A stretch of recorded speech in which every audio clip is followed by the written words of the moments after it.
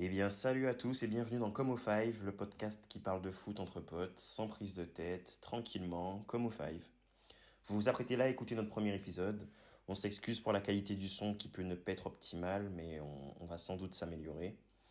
Notre objectif sera de vous parler au moins une fois par semaine de ce qui s'est passé en Ligue 1, dans les championnats majeurs, mais aussi de plein d'autres choses. Bref, comme vous le savez, le foot nous permet de ne manquer d'aucun sujet. En tout cas, ça nous fait super plaisir de savoir que vous entendez ça. Si jamais vous avez des remarques, des conseils, n'hésitez surtout pas à nous les dire sur nos réseaux sociaux ou dans les commentaires. A tout de suite pour le premier podcast. Abonnez-vous, suivez-nous partout et on se dit à tout de suite.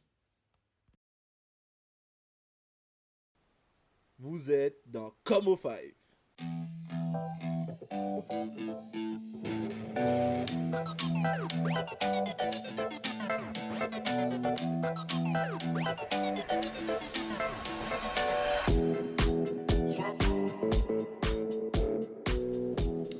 Salut à tous et bienvenue dans Comme au Five. Réo pour vous servir et je suis avec Mick Nice. Salut à tous. Bienvenue, bonsoir à tous.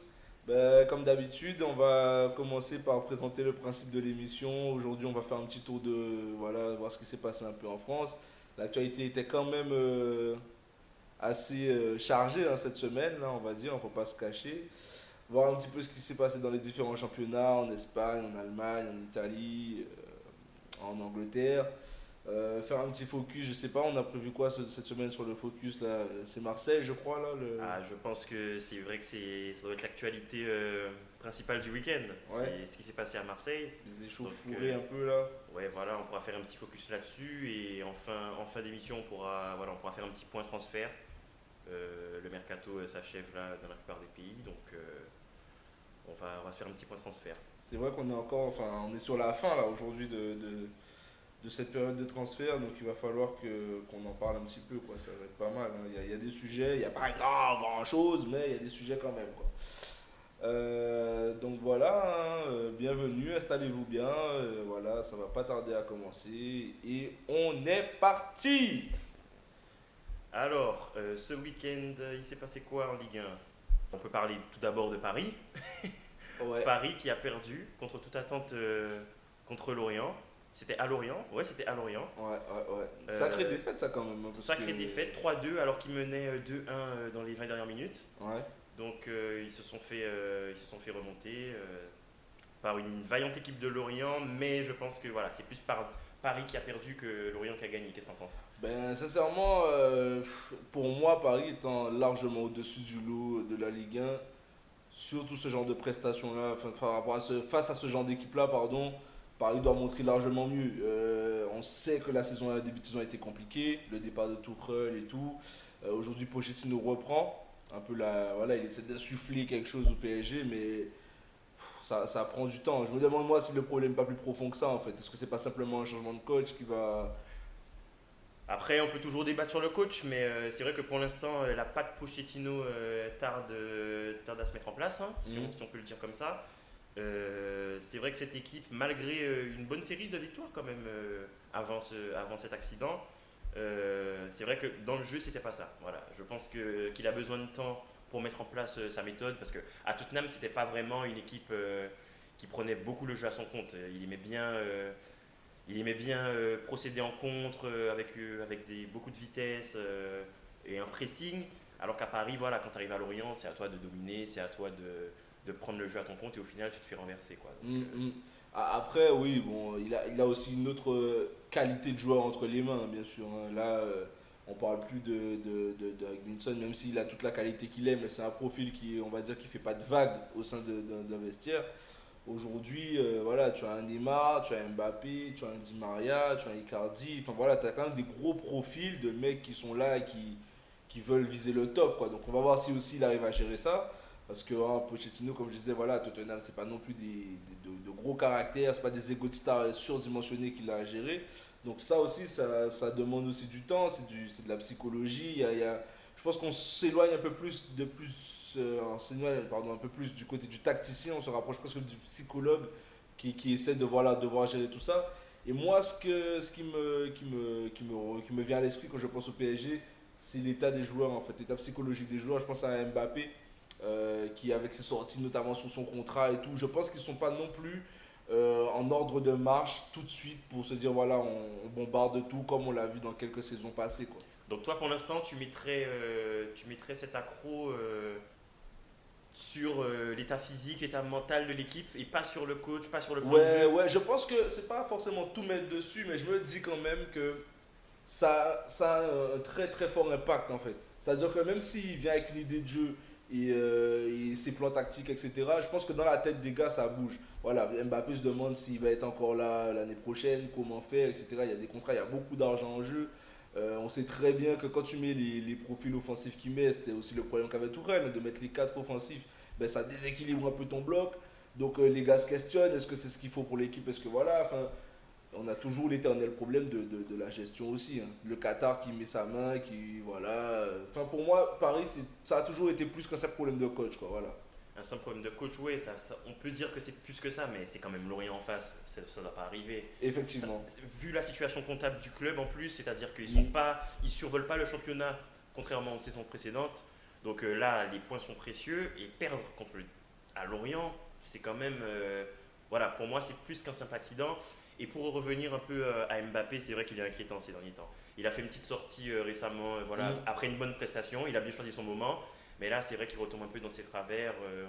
On va pas tirer un enseignement d'un match comme ça, mais voilà. Non, je suis d'accord. Mbappé, c'est pas le grand Mbappé. Ça, Non, c'est sûr. c'est pas le grand Mbappé. Voilà, je pense que psychologiquement, il y a un truc, il y a quelque chose.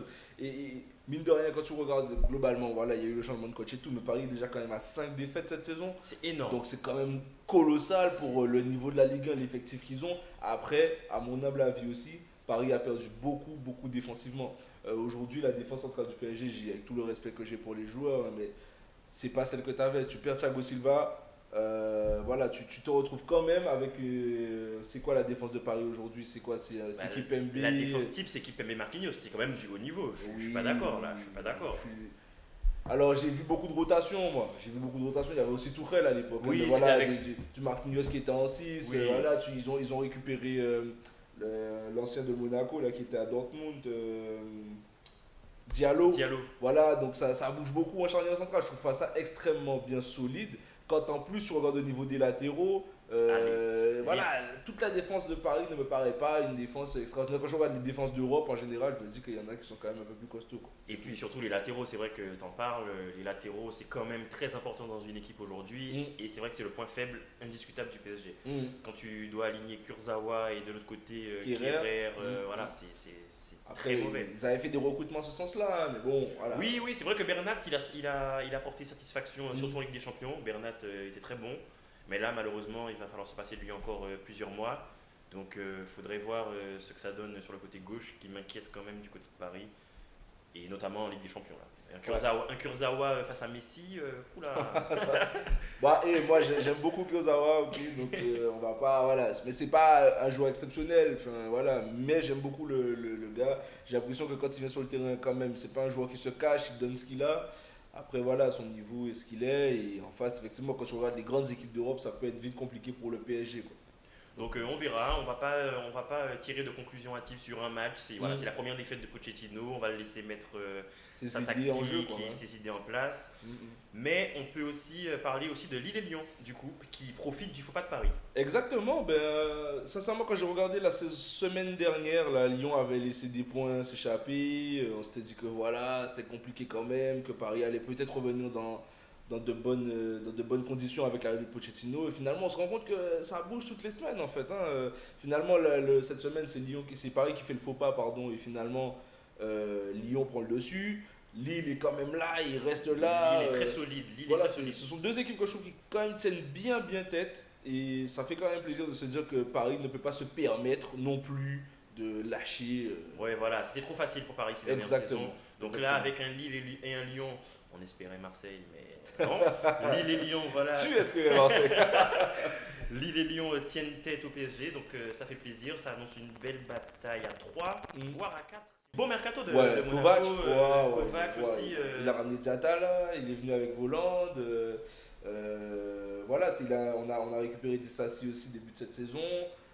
Monaco fait quand même confiance à Badiachil parce qu'il est quand même jeune, mais voilà, ça fait un moment qu'il est chez nous, donc, enfin chez Monaco, à Monaco, donc du coup, il fait quand même le taf. Non, c'est une belle équipe, je trouve, qui peut vraiment titiller. Et puis on a l'impression que Kovac se plaît bien, c'est bien adapté à Monaco. Et puis comme on dit souvent la fameuse phrase cliché, le groupe vit bien. Exactement, c'est ça. Et que, bon, je regarde un peu ce qui se passe des vidéos des à côté, tu vois, il y a un peu tout. Il y a des chamailleurs un peu Fofana qui est toujours là à taquiner son pote. T'as des gars très sérieux qui arrivent à cadrer tout ça, un peu un Fabregas qui de temps en temps va rigoler, mais qui quand même sont des gens qui sont là pour un peu guider Il le joue pas groupe. beaucoup Fabregas. Non, il n'est pas beaucoup là, mais voilà, il a l'âge qu'il a, il a commencé une carrière très très jeune aussi. Donc je sais plus s'il a ce qu'il faut dans les jambes. Faut pas oublier que la Ligue 1 quand même, c'est pas un championnat où on te laisse reposer avec le ballon dans les pieds quoi. En fait, hein, c'est quand même ça court, c'est physique, ça te rentre dedans. Il commence à avoir de l'âge. Voilà, il peut dépanner sur des fins de match, il peut être là, mais voilà, c'est un gars qu'on ne reniera jamais la qualité de Fabregas quoi. Donc voilà, et puis donc juste rapidement quand même pour reparler de Lyon, parce que je trouve que c'est quand même une équipe qui, comme on l'a dit tout à l'heure, est vraiment solide dans le haut du classement. Le recrutement, là, de laisser partir Dembélé, ça m'avait un peu inquiété. Voilà, je ne sais pas ce qui se passe, si c'est forcément des égos qui se tirent la bourre ou quoi là-dedans. Mais cette équipe-là, quand même, avec le milieu de terrain qu'elle a, l'histoire de le fameux Paqueta là, qui est en train de briller aux yeux de la Ligue 1. Voilà, c'est des équipes comme ça qu'il faut qui arrivent à performer sur le long terme, embêter les gros du championnat et pouvoir se positionner en Ligue des Champions parce que c'est des équipes comme ça qui vont faire rayonner la Ligue 1 en Europe, quoi, tout simplement. Oui, voilà. Et juste pour rappeler à nos auditeurs, du coup, on a Lille qui est leader du championnat avec 48 points. À 2 points, il y a Lyon. Ces deux équipes ont toutes les deux gagné ce week-end. Et on a Paris donc à 3 points qui reste quand même là, mais c'est pas le Grand Paris. Et Monaco encore 3 points derrière. Donc voilà, c'est le top 4 qui se dessine quand même en Ligue 1, on peut le dire. Parce que derrière, Rennes, Marseille, ça, voilà, ça lâche des points, c'est plus vraiment ce que c'était. Donc voilà. Et puis on reparlera de Marseille un peu tout à l'heure parce que le contexte marseillais, voilà, ça va faire l'objet de notre petit focus. On va en parler un tout petit peu tout à l'heure. Mais pour parler un peu du bas de tableau, là, donc on va pas s'attarder beaucoup, mais il y a Nantes qui quand même montre des signes de fatigue. Quoi. Moi, j'étais pas spécialement chaud pour l'arrivée de Domenech, hein, je ne vais pas le cacher. Euh, on prendra un jour le temps de faire le débat sur lui, mais je ne comprends pas ce choix-là. Et en plus, ça amène pas de sérénité en fait. Quelquefois, tu fais des choix Ouais, je suis d'accord. pour calmer un peu le contexte autour, pour raviver ton équipe. Là, avant même qu'il soit nommé, c'était déjà le bordel dans le club. Ben oui. Et c'était trop controversé en fait. Donc forcément, tu te mets en position de faiblesse du côté de la présidence Kita. Exactement. Et donc là, c'est vrai que c'est très compliqué. J'ai vu que Domenech a battu un triste record. Donc c'est le premier entraîneur du FC Nantes à ne pas gagner lors de ses 5 premiers matchs. Ouais. Donc, c'est grave quoi. Moi je me rappelle le premier entraînement qu'ils ont subi, enfin le premier entraînement qui est passé. Voilà quoi, les supporters sont arrivés avec les musiques de cirque et tout. Ah oui, c'était incroyable. Tu vois, donc, un circus. Oui. exactement, tu n'amènes rien pour amener de la sérénité autour de ton club. Donc c'est compliqué. Et puis voilà, hein, tout simplement. Et puis j'ai pris le temps de regarder un peu sur les réseaux sociaux ce que ça donnait du côté des supporters de Nantes. Ouais. C'est vrai que voilà, ils sont complètement abattus et tu as même une partie des supporters qui préféreraient descendre en Ligue 2 Ok. afin de créer le séisme un peu, tu vois, dans le club et pour repartir à zéro parce que voilà, Kita est très très décrié. C'est grave d'en arriver là quand même à ce genre de réflexion là quoi, des supporters. Ça prouve vraiment le désespoir qu'il y a autour de ça quoi. Et bien là, Nantes est à 18 points, à égalité de points avec Lorient qui est barragiste. Donc voilà, c'est clair que là, l'objectif de la saison, ça va être le maintien. Avec un entraîneur comme Domenech, donc bon. 30 ans que t'as pas entraîné sur un bon Ligue 1 quoi, j'ai pas envie de dire, mais ça. En fait, il n'y a pas de signaux. Il n'y a pas de signaux verts en fait. Je sais pas comment dire. Voilà, il n'y a rien qui me dit. Allez, ça va repartir. C'était le bon choix. Voilà, tu vois, il n'y a rien qui, dans son arrivée, me donne espoir en fait pour Nantes. C'est dommage parce que c'est quand même un beau public de Ligue 1, c'est quand même voilà, un club emblématique qu'on a envie de voir en Ligue 1, la Beaujoire et tout, mais c'est compliqué. Donc voilà, quand on regarde quand même le bas de tableau, ils sont pas sortis d'affaire, Saint-Étienne non plus, parce qu'en fait tout le monde, là, tous les 4 derniers se tiennent en 3 points. Donc Saint-Étienne, Nantes, Lorient, Dijon et Nîmes, donc ça fait même les 5 derniers. Non, Saint-Étienne a 22 points. Donc les 4 derniers se tiennent en 3 points. Oui, voilà, ça va se jouer entre ceux-là, je pense, pour le maintien. Ouais, je pense que même à Saint-Étienne, il n'est pas à l'abri non plus. Hein, quand on a vu, attention, Nîmes et Lorient ont un match en moins comparé à Nantes. Du coup, c'est vrai que voilà, ça va être une bataille à 4 pour lutter pour le maintien. Ouais. Nantes joue le maintien, c'est officiel. Ah ben oui, ils ont pas trop le choix. Et j'avoue qu'après la nomination de Domenech, je m'étais pas donné notre solution non plus, quoi. Mais bon, voilà, on sait pas et puis on verra bien ce que ça va apporter. Le temps nous dira si on avait tort ou raison, mais je suis pas forcément optimiste pour Nantes. Et c'est dommage parce que, juste pour finir là-dessus, euh, j'ai vu leur match quand même contre Monaco. C'est des gars qui ont envie, c'est des gars qui ont du caractère quand même. Il y a des choses, quoi. Après, qu'est-ce qui fait que ça prend pas? Je sais pas. Qu'on voit, quoi. Bon, ça reste quand même un effectif assez modeste de Ligue 1. Oui, pas- oui, bien sûr, bien sûr. Avec tout le respect que je porte aux joueurs nantais, c'est vrai que ça manque peut-être de qualité aussi. D'avoir Sur un le- joueur qui, voilà, un détonateur aussi pour aller mieux. Donc, ça va être compliqué. On va suivre ça dans les prochaines semaines. Mm. On espère la première victoire de Domenech quand même, histoire que ce soit pas trop catastrophique. Ouais. Enfin, j'espère la première victoire de Nantes. Voilà. Ah. Après Domenech ou pas. Voilà. J'ai envie que Nantes reste en Ligue 1. Et s'ils peuvent après s'en débarrasser, ça serait bien aussi, quoi. J'aime pas. Bon, on va en rediscuter. On a très bien compris Voilà. que tu portais pas forcément d'amour à Domenech. Mais, Exactement. on va passer donc au sujet suivant. Donc, le focus du jour, c'est ce qui se passe à Marseille. Waouh. Alors ça, mec. J'ai pas de. Alors, Marseille, c'est vraiment un club aussi, voilà, historique de notre championnat. On peut pas dire que un championnat sans Marseille, c'est pas un championnat, la rivalité, Paris, le public ardent et tout, les gars, là, c'est compliqué, mais on a besoin d'eux. Par contre, ce qui s'est passé ce week-end, ça me déçoit. Voilà. Pour moi, c'est vrai que en tant que supporter de Marseille, c'est aller trop loin. Donc, c'est vrai que voilà, c'est une infime partie des supporters marseillais. Évidemment, on va pas. Mais comme toujours, hein, c'est toujours une minorité, hein, mais.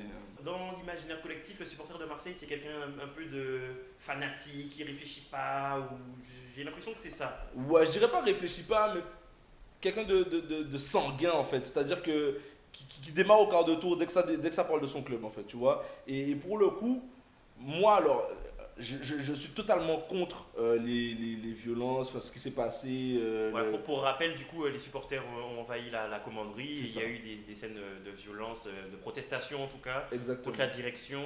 Et Donc, contre certains joueurs aussi, et hein, contre certains joueurs. Donc, notamment Payet. Quoi. on n'a pas eu toutes les infos en détail.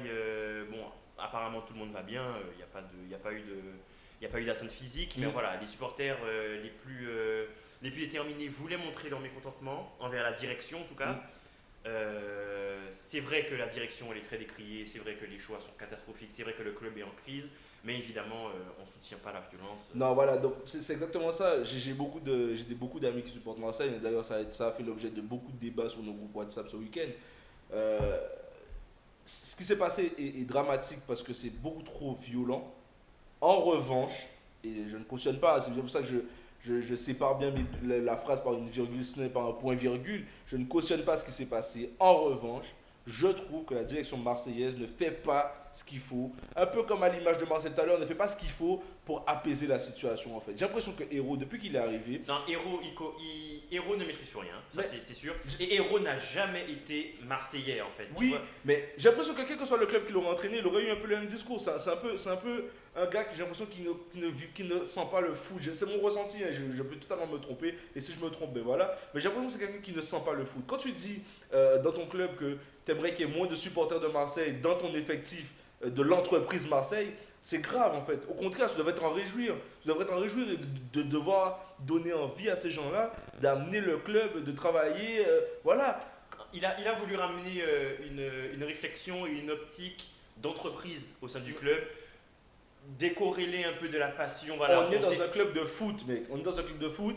Va voir tous les reportages sur les clubs. Il y avait le reportage sur Netflix concernant Sunderland que j'ai regardé qui était très très bien. C'est dommage, on voyait que des descentes de Sunderland de saison en saison. Mais l'idée, c'est quoi? C'est que tu te rends compte que les gens qui sont autour du club, quand ils vivent pour le club, la défaite est difficile, ok. Mais quand les hauts et que les moments sont bons, tu vivras ça jamais nulle part. Ces gens-là auront envie de s'engager pour le club. Là où des salariés, tout simplement, quand 17h30 sont arrivés, plieront leurs affaires, rentreront à la maison. Voilà, il faut apprendre à vivre avec cet écosystème. Bon, alors il y a eu cette histoire-là, on va pas forcément étayer dessus, mais il y a eu l'histoire de la tisane aussi. Ils venaient d'arriver. Non, mais on va pas refaire l'histoire de. Mais pour On moi, va pas refaire l'histoire catastrophique il ne du fait président jamais, Hérault. il ne au sein fait du jamais club. les choix qui permettent d'apaiser la situation. Et d'ailleurs, même comment il a géré la fin là, bon, il n'a pas d'autres discours à dire, hein, qu'il va prendre les dispositions qui sont assez moyens à sa portée pour régler la situation et de trouver les coupables, etc. Je suis entièrement d'accord. Par contre, ça serait bien de temps en temps de reconnaître que t'as mis les pieds dans le plat, voilà. Et aussi, c'est vrai il a toujours manqué de finesse avec les supporters. C'est vrai que le dialogue est rompu Tout le temps. depuis longtemps avec les supporters. Et c'est vrai que dans un club comme Marseille, c'est important de bien Ouais, s'entendre, bien sûr. de bien s'entendre avec les supporters. Parce que quand ça va bien, ils sont bien contents de trouver les supporters. Tu C'est vois ce que ça, je veux c'est dire. exactement ça, c'est exactement, je suis Donc- totalement d'accord. Donc, c'est. Voilà. Et- Pour moi, il ne peut pas continuer. On va suivre ça dans les prochaines semaines. Mhm. Et moi en première loge, puisque voilà, c'est mon équipe de cœur.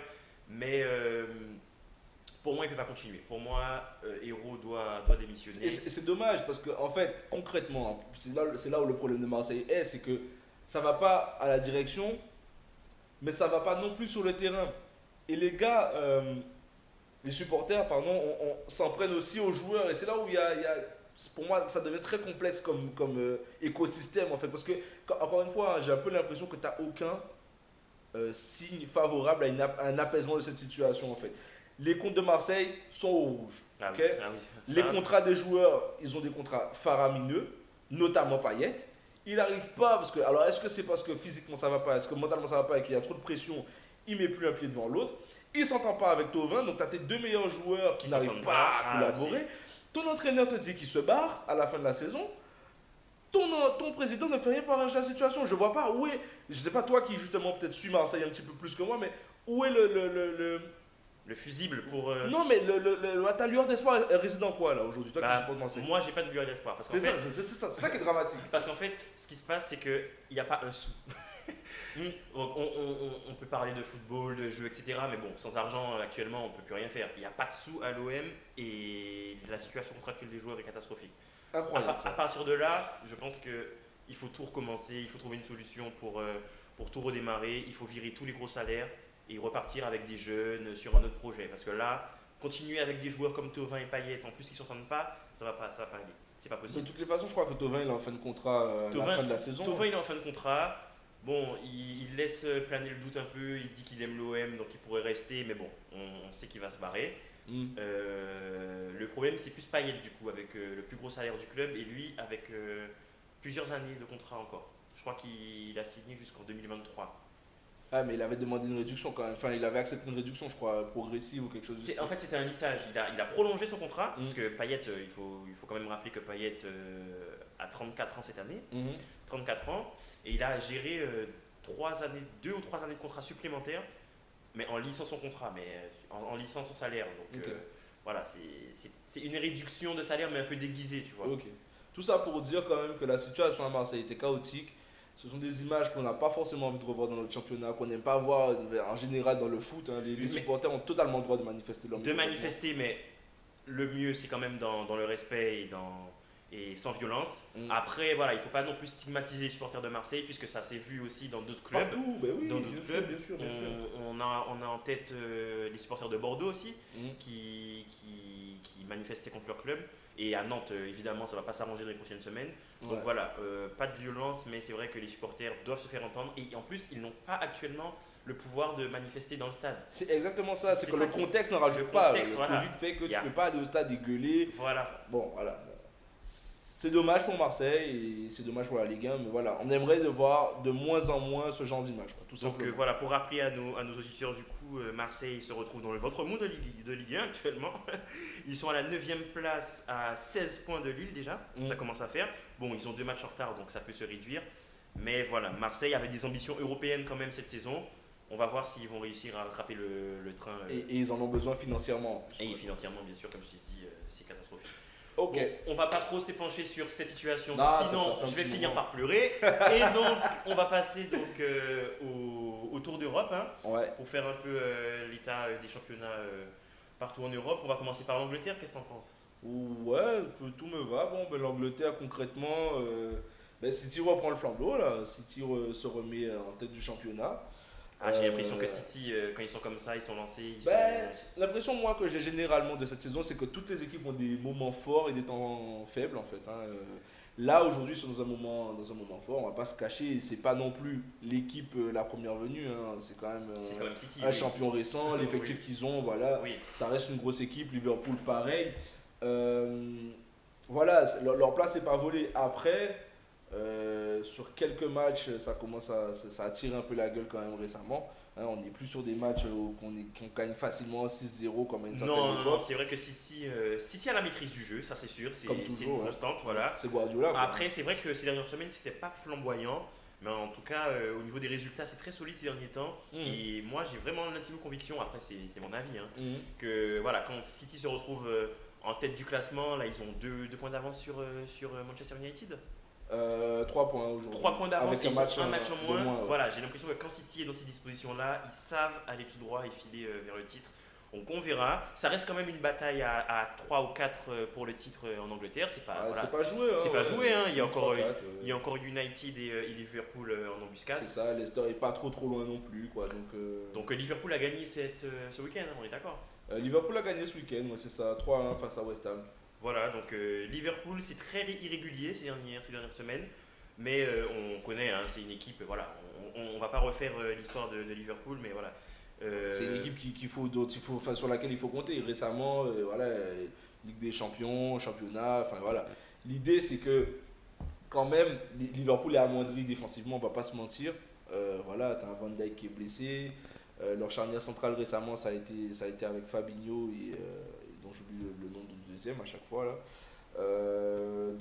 Voilà, les latéraux ne sont pas forcément dans ce qui ça va porter le mieux, quoique ça va quand même un peu mieux pour Liverpool depuis 2 matchs, quoi. Ce qu'ils ont quoi, ils ont battu Tottenham et ils ont battu West Ham, quoi, sur les 2 derniers matchs. Donc voilà, Tottenham qui est aussi normalement un prétendant au top 6. J'allais t'en parler, c'est vrai que Tottenham dégringole. C'est vrai que c'est une équipe que j'ai beaucoup appréciée au début de saison, même si je suis supporter d'Arsenal en Angleterre.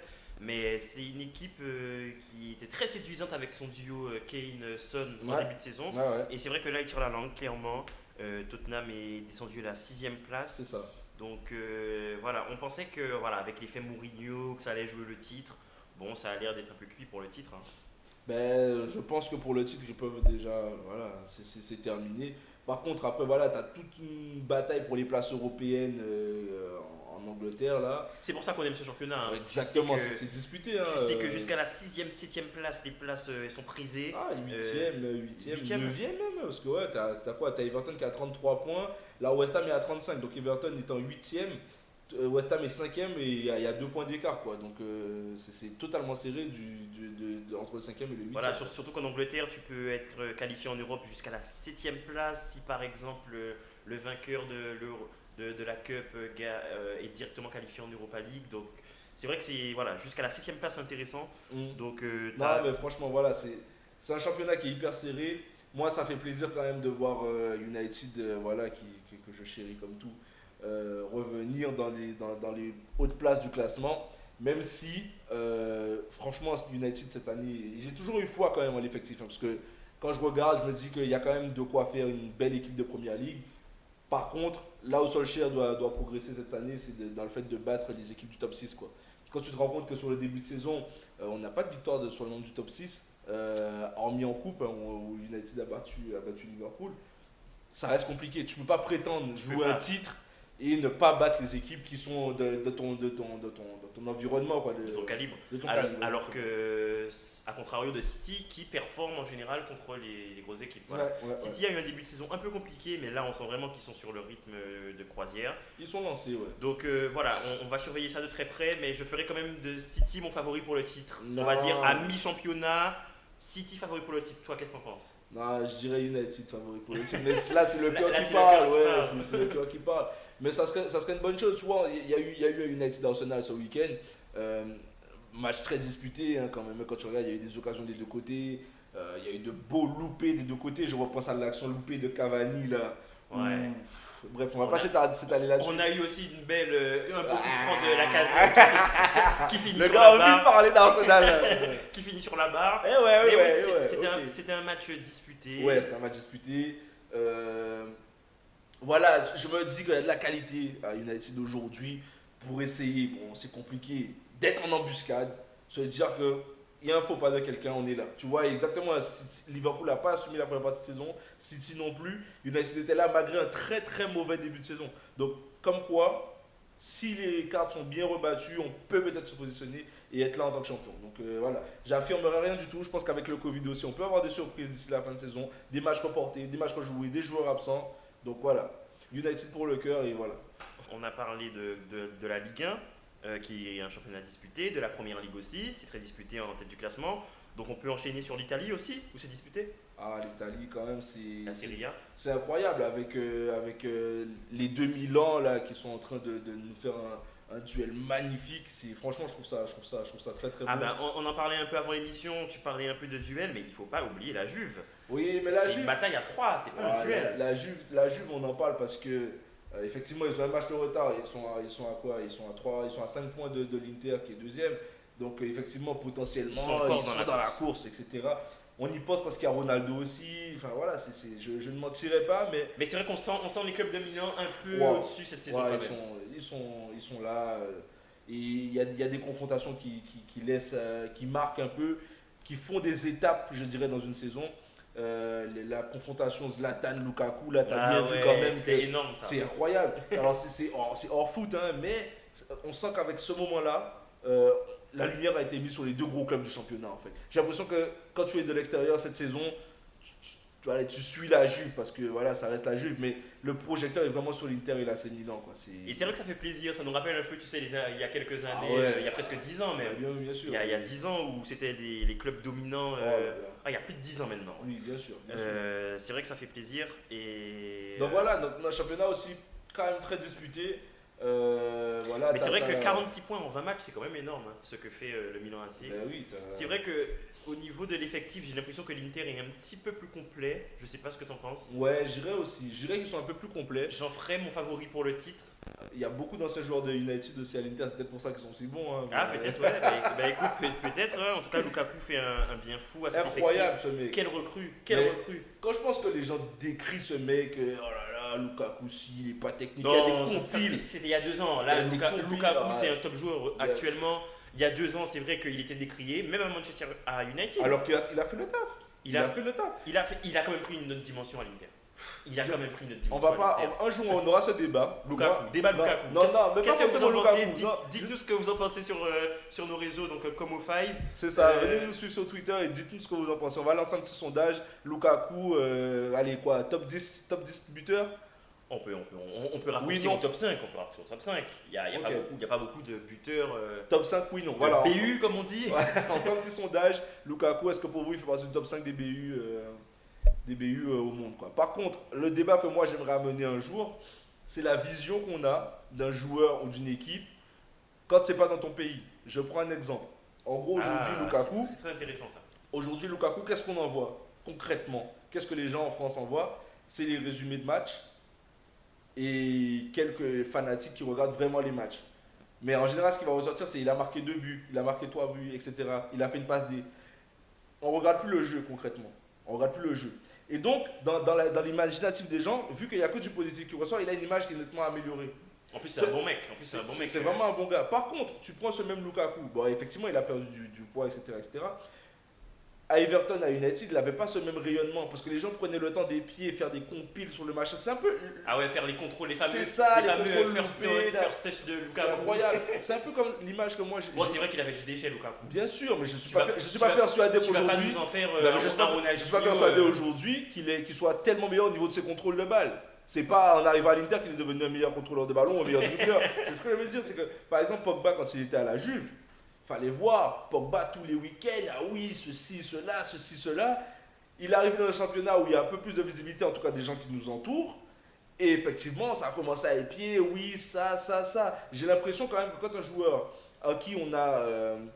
sur qui on a un a priori qui est positif et qui performe du même niveau qu'il performerait dans un championnat qui est un peu plus éloigné, vu qu'on n'entend que des choses positives, eh ben son image positive ressort auprès de chez nous. Et que quand il est un peu plus proche dans un environnement où on a accès à plus d'informations, Comme la plus première de- ligue exactement, qui reste le championnat le eh ben plus là médiatisé. on prend le temps des pieds, de Oui. se dire oui, il est moins bonne. Et je suis pas persuadé, comme je te dis, voilà, que Lukaku soit devenu extrêmement meilleur à l'Inter qu'il l'a été, je pense, du côté technique du joueur. comme il était décrié en première ligue. On fera ce débat plus approfondi sur Lukaku. Exactement. On va passer au sujet suivant, mais en tout cas, c'est vrai qu'il a pris une nouvelle dimension. Et je suis très content pour au lui. niveau des stats. Moi aussi, je suis Très content pour lui. C'est vraiment un attaquant que j'apprécie. Quoi. Il a remporté son duel face à Zlatan, en tout cas. Oh là là, ça. C'était un super match. Qui aurait gagné là? Deuxième sondage, allez, un sondage un peu plus fun. Qui gagne le fight? Lukaku contre Zlatan. Voilà. Ah, moi je mise sur Zlatan, ça reste. Et voilà, ça reste un tu combattant. tombes dans le panneau, mec. Tu tombes dans le panneau. Ça reste un combattant. Il est plus grand en taille.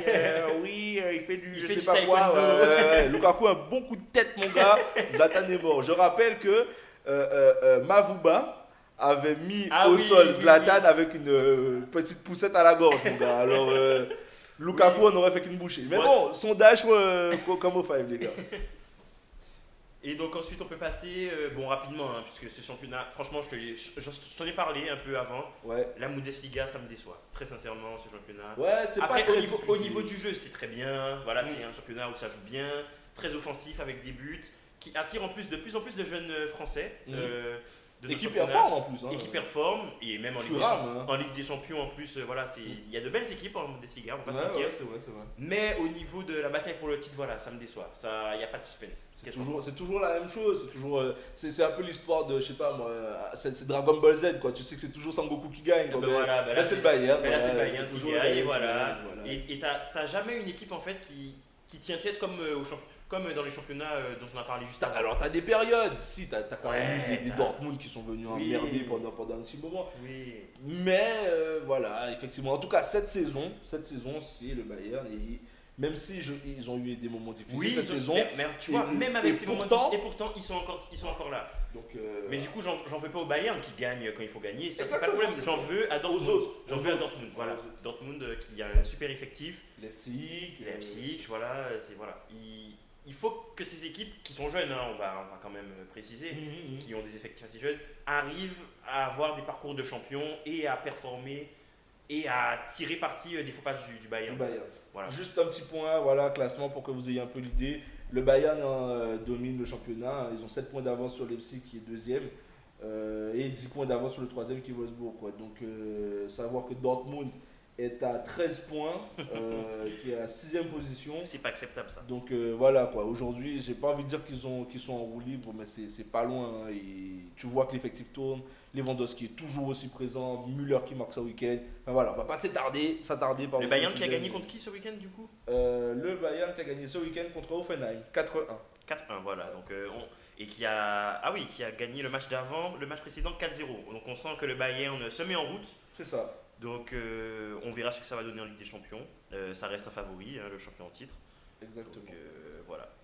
Et donc du coup, en Espagne, ça c'est un championnat que je préfère. Voilà, c'est un championnat qui m'intéresse un peu plus. Et qui n'est pas ultra disputé. Enfin, il est disputé entre très peu de personnes, tous les ans, qui sont principalement le Real et le Barça. De temps en temps, tu as un Atlético qui vient. Je suis pas d'accord parce qu'il y a un top 4, un top 5 à chaque saison.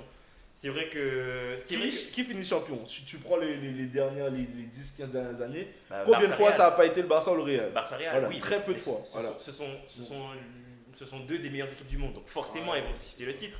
Mais on sent dans ce championnat une vraie battle pour le titre. Cette saison, c'est un peu différent et ça fait plaisir quand même de voir l'Atlético performer. Ouais. J'ai même l'impression que voilà, c'est quasiment plié pour l'Atlético. Qu'est-ce que t'en penses? Je ne dirais pas ça forcément parce que voilà, tu sais, en face, tu as quand même de sacrées écuries. Par contre, moi, là où j'aimerais amener un peu de lumière effectivement sur l'Atlético, c'est déjà Lemar, on voit qu'il revient en forme. Avec le petit monégasque, c'est sûr que tu veux en parler. Non, mais c'est pas forcément. Non, mais c'est un joueur que j'apprécie beaucoup. Et voilà, en comparaison, pour un scission de ça, un joueur que je n'apprécie pas forcément. Alors, je n'apprécie pas l'homme qui est Suarez. Le joueur, voilà, on peut pas ne pas dire quand tu aimes le foot que tu n'aimes pas Suarez. Hein, c'est quand même incroyable au niveau de ce qu'il est capable de faire en tant que buteur. Par contre, voilà, faut remettre à César ce qui appartient à César.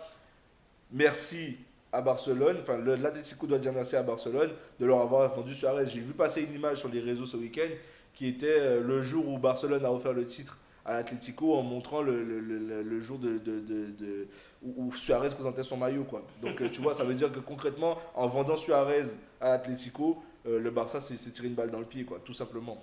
Après, je pense que du côté de Barcelone, il fallait quand même passer à autre chose. Le mec performe, le mec a 14 buts cette saison. Il performe. Ah mince, là, j'allais poser une question à nos auditeurs. J'allais faire deviner le nombre de buts de Suarez. Donc voilà, Suarez a marqué 16 buts.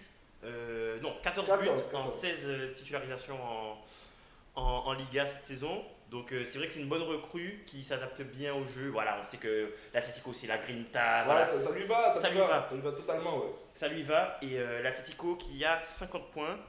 En 19 matchs, quoi, c'est 50 incroyable. points en 19 matchs, c'est clairement un parcours de champion très solide et qui a fait l'écart sur les deux poursuivants, le Barça et le Real, qui ont 10 points de retard. 10 points de retard. 10 points de retard en sachant que l'Atlético a un match en moins. Donc potentiellement ils peuvent être à 13 points. C'est très très très solide du côté de l'Atlético. L'Atlético qui a quand même perdu contre le Real mais qui a battu le Barça. Donc voilà, on sent qu'il y a une équipe qui va filer droit vers le titre à moins d'une énorme surprise, ça va être l'Atlético. À voir comment le Barça et le Real réagissent. Le Real qui a perdu ce week-end. Ouais. C'est quand même. Le Real, vraiment, j'ai l'impression que c'est moi qui leur porte la poisse. Parce que chaque fois que j'essaie de les mettre dans un combiné, les mecs trouvent un moyen de me foirer. Non, mais voilà, on sent aussi que le Real, c'est compliqué. On sait qu'il y a eu des rumeurs plusieurs fois dans la saison de potentiellement licenciement de Zidane, etc.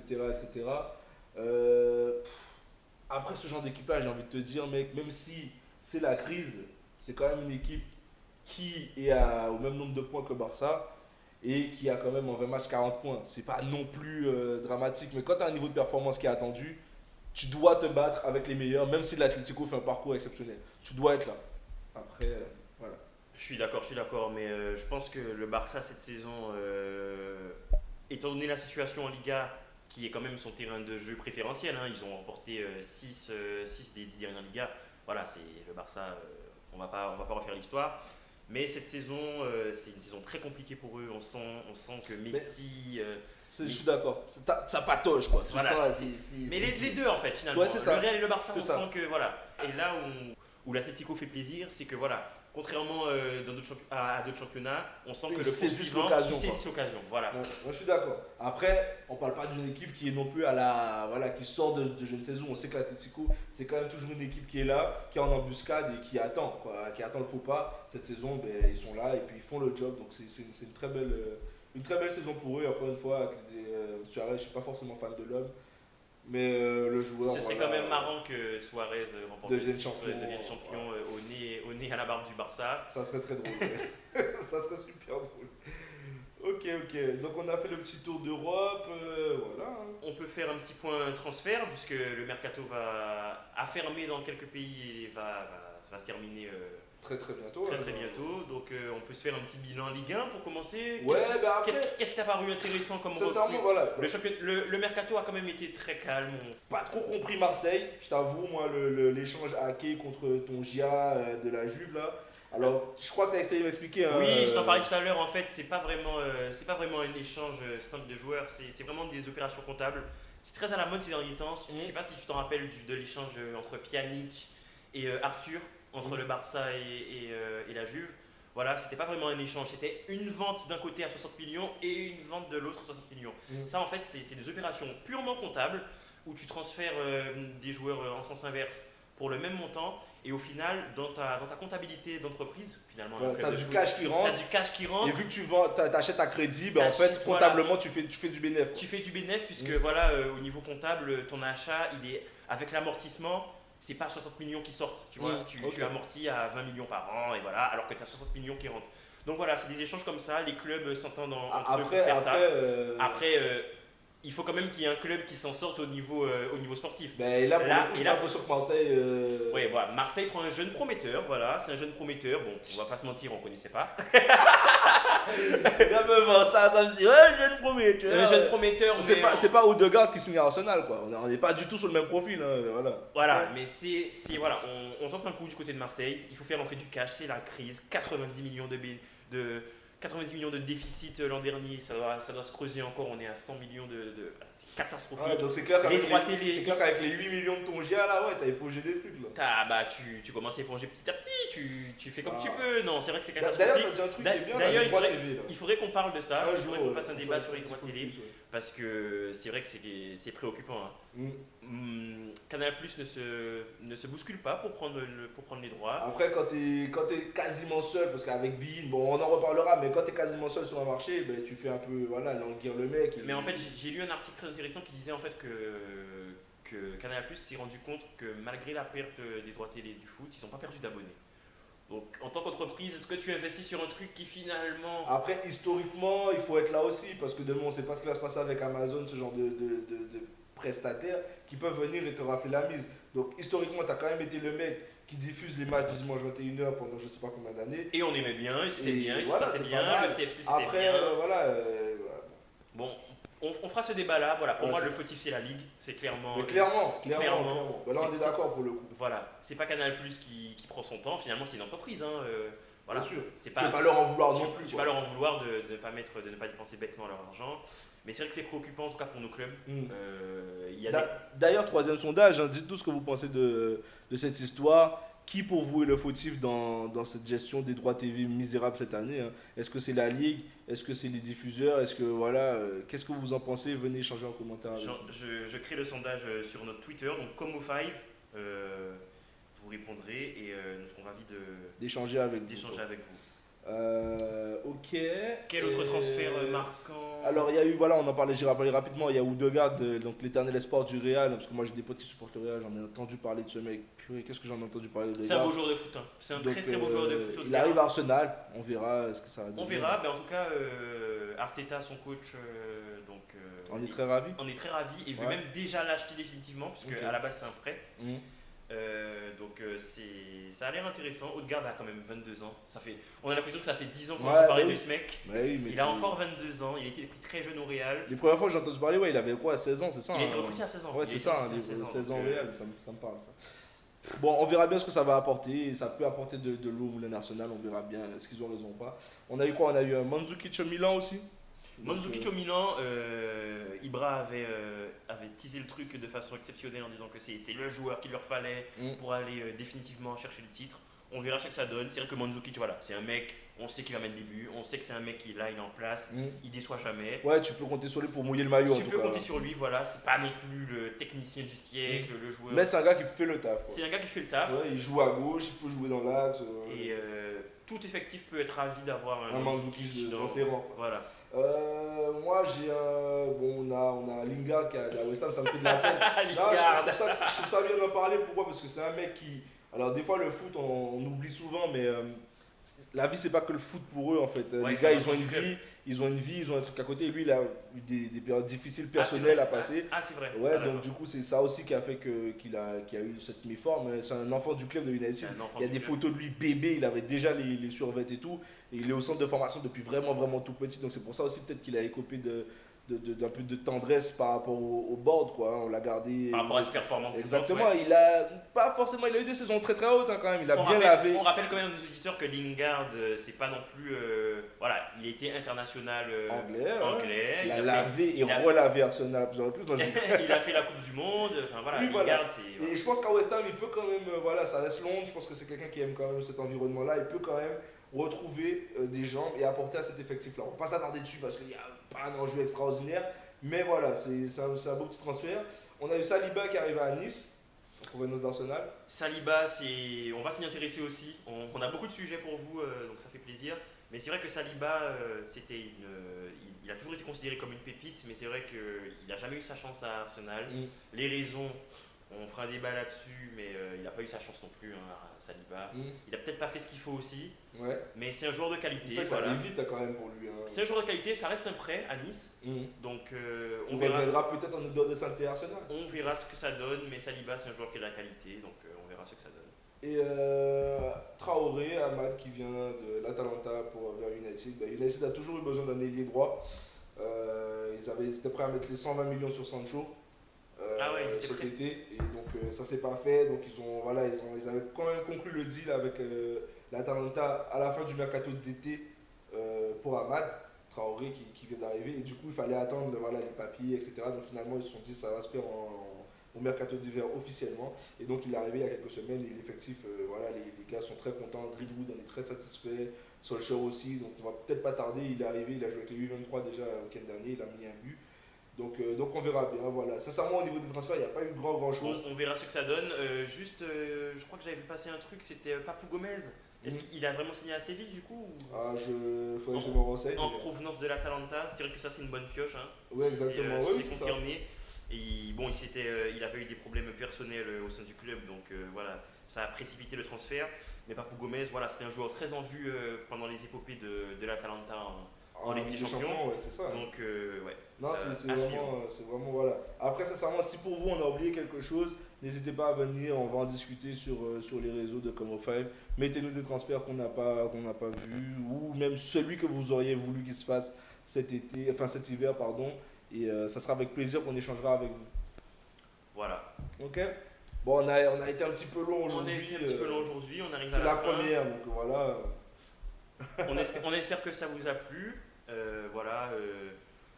Ce qu'on veut mettre en place, voilà, c'est un petit podcast sympa, hebdomadaire, à écouter tranquillement. Si vous n'avez pas suivi le foot, on fait un débrief de tout ça.